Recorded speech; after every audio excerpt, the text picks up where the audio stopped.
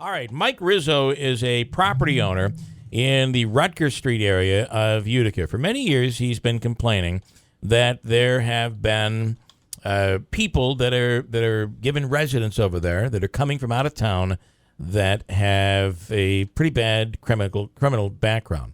And he's on the line right now. And you say you've reached a bit of a pinnacle here. Am I correct with that? Mike, good morning. Good morning. Look, I don't know if it's a pinnacle. Here's what's going on, and the people of Utica need to understand this. The rescue mission has morphed into a halfway prison. A large portion of the clientele they serve aren't from the Utica area. And, Bill, you actually, when you had your newspaper, actually exposed some of it, which we couldn't get to the bottom of it, 5 years ago. And it makes the neighborhood a very unsafe place. This is the second dead body I found on my property. We had links to the rescue mission. And it's not a good place. The people of Utica need to wake up. Do you know for a growing this? Yeah. Do you know for a fact that that person had been staying there at the rescue mission?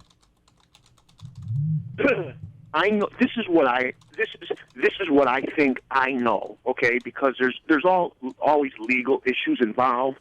That person's been in and out of the rescue mission and other homeless supported services. That person's been surfing. That person has been surfing that neighborhood for some time. That person was removed and arrested from my property Christmas Eve. I believe that person has been in and out of that property for a number of years. That person refused services. That person is estranged from his family. That person chose a really bad lifestyle, and that person was murdered in my car on my property. In your car? In my car on my property. When did this happen? This was a couple weeks ago. A few weeks ago when this happened. Mike? Yeah. Yeah. Yes. And there's the struggle with, you obviously have property there, and this is something you've been struggling with for quite some time. On the other hand, I don't think there's any denying the good things that they do there. And you don't want enough. Yeah. Here's the thing. The rescue mission pretends there's something that they're not. It's always feed the hungry, feed the poor. Right. This is a fact, okay? The majority of the people they serve aren't from Utica, okay? That's a fact. Why are we growing this industry? You know what? The Rutgers-to Bend Historic District is probably the best residential neighborhood in the city because of its architecture and its history. What's happened there is it's been institutionalized. Why do you want a giant halfway prison in the middle of the city? Yeah. Tell me that. Does that make sense? Here's the thing. I lived there because I thought that the house was spectacular, okay? I wanted to walk to the Stanley with my wife and have an evening out. Yeah. We're urban people. Yeah. You can't do that now. Yeah. It's a joke. And you're saying that obviously the mission is expanding over there, and that's one of your. It's a joke. Why would you? Let me ask you this question. See, they pretend that it's something that it's not. Okay, we'll look. It's a halfway prison, guys. The jails are emptying. They're reducing sentences. Most of these guys need drug and alcohol treatment. So they have the programs established. They let them out of prison early. They're not from the Utica area, and they're settling the neighborhoods. So it's so dangerous. I had to leave. Look, there's people being murdered on my property. How much worse does it have to get? Yeah. In your car is alarming. You said this is the second on your property alone is alarming, but then to add the fact that it's in your vehicle. And how did do you have any idea how that happened? I absolutely have an idea how it happened. Okay. I don't know. The police asked me really not to talk about it, but here's what I think they released publicly. Okay. He was there. Who knows what?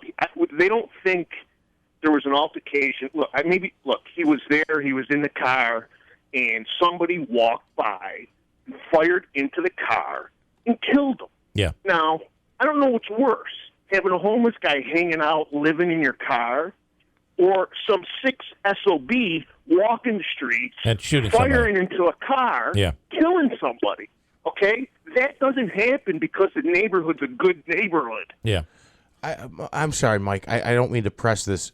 He was in the car. He was living in your car. He had broken in allegedly. What was he in your car for? Look, this individual was homeless. Okay, what that means is he didn't want to live by normal rules. Yeah. So he would surf the neighborhood. He'd sleep in my car. He'd sleep in a neighbor's garage. Right. If it got too cold, he'd go to the Mission. If he needed a meal, he'd go to the whole. He was a drifter. Okay? And sometimes these centers, these homeless centers, will not accept someone if you've been drinking or there's drugs. You can't come in. They don't let you in. So ultimately, they're gonna have to find a place somewhere. Yeah. Yeah. But look, they do provide them food. They provide them clothes. They say they don't let them in. They might not let them in that night, but let them in another night. Right. So, what they say and what they do are two totally different things. I can't help but say, and hear me out on this part, Mike. What the rescue mission does is good for these people. Their attempt is to, and just stay with me. I know this upsets you, but stay. But let me. That's okay. not the argument here. Correct. The argument is the overconcentration, Bill. This is what you didn't We're let me. looking at maybe 300 beds in a tiny neighborhood. I know. With most people that aren't from Utica. You didn't let me finish. My next point is that while that is true, on the other hand, is this the right neighborhood for this type of facility? And you said it for me. People of Utica can choose. They can keep making these wrong choices. And guess what? Our lawsuit is because city officials have made the wrong choices and tried to jam this down the people's throats for the last years, okay? That neighborhood is an office apartment zoning district. It's never meant to be institutionalized the way it is. And I'm telling you, it's a cancer. I don't care what anyone says. I've got nothing to lose anymore because I've already lost it, in essence, okay? It's a cancer there. You're building this halfway prison right next to the Stanley and right adjacent to your central business district. The neighborhood is gone if this continues. And so will the city because you have to see just what's happened. They're not stopping the growth. Yeah. You don't see these centers. You don't see centers like this anywhere in other cities adjacent to us. You want to know why? Because they'll just ship them all to Utica. Well, Andrew, go ahead. So I guess what Jeff had, I think tried to ask earlier, and we just had a listener call up. Was your car locked, and he broke into your car? The gentleman. The car was locked, but we got sick of dealing with it because he's been in and out. So the car was unlocked, so he wouldn't do any more damage. Okay, so you were generously kind of. He was breaking into the. He was breaking. No, I don't think Mike was offering anybody to trespass on my property. I don't think that's what he was doing. No, we weren't offering anyone to come onto my property, squat, and get in my car. Yeah, okay. I don't think Mike. So you said more damage. Okay, so you said if they're going to break into my car, I'd rather have them go in instead of break in. Well, I think it was more like windows broken again. Yeah, right, they're that's breaking what I'm saying. breaking the window. Right, Mike, you did not leave a pillow and a blanket on the back seat, right? Or a mint. No, correct. Guys, Some I don't crackers. think this is funny.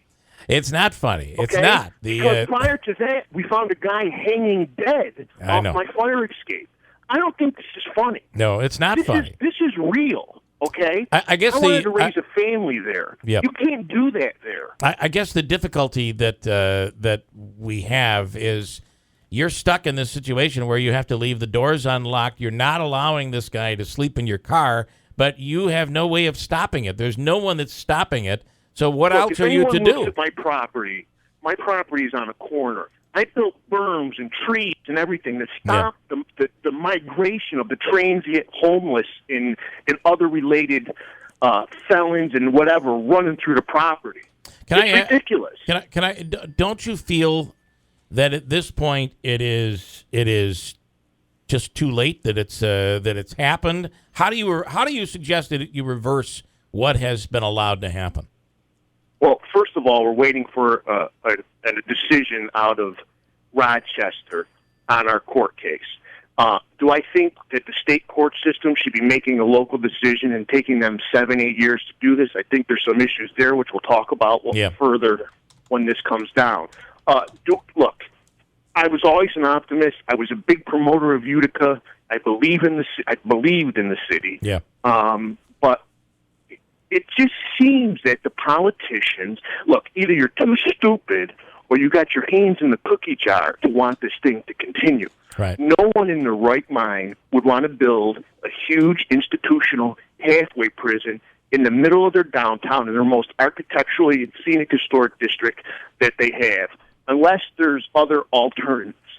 Well, Ridiculous. and I do have to say, at this time in Utica's place in history would be, and we've seen this in other cities that had these big, majestic houses, like what you see on Rutger.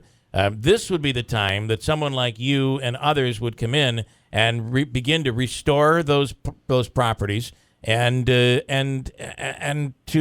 beautify the area. The problem is, I'm not sure any Mike Rizzos are going to be attracted anymore based on what's going on over there right now. That's a big problem, right?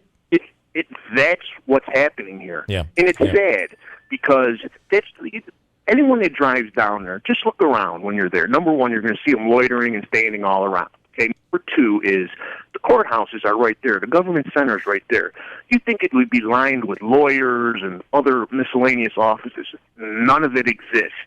It's a joke, okay? It's a giant halfway prison. Utica needs to wake up or they're going to kill their most important neighborhood, and so goes the downtown. There will be no revival when you have this there. No one wants to invest their money there. And for those who don't know, Cornhill and Rutgers Street, that was the pristine area of Utica back in the day, and that's where those huge, beautiful properties are.